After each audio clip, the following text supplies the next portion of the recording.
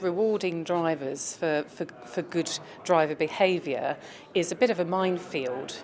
There are incentives. You can perhaps run a Safe Driver or Most Improved Driver of the Year award, but that perhaps then disincentivises other good drivers.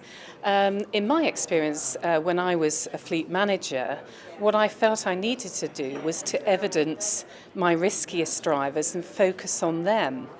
And what I actually did was try to engage them through a CV enhancing qualification, and that was a BTEC.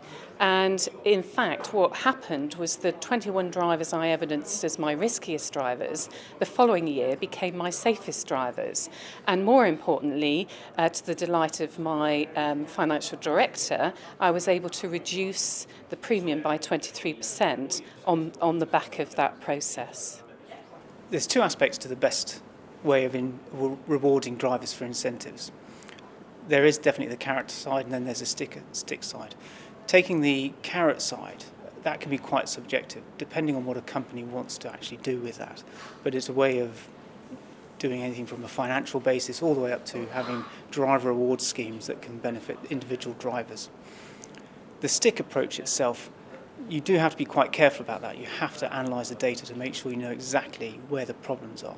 And by identifying the problems, you know what solutions to put in place. So we say it's a stick approach, but what you're really doing is actually incentivising drivers to become better drivers and become more professionals.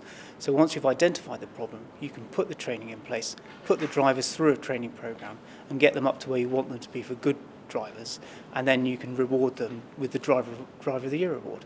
That way drivers can see that by using the stick approach, it's not a way to punish them, but actually to make them better and more professional.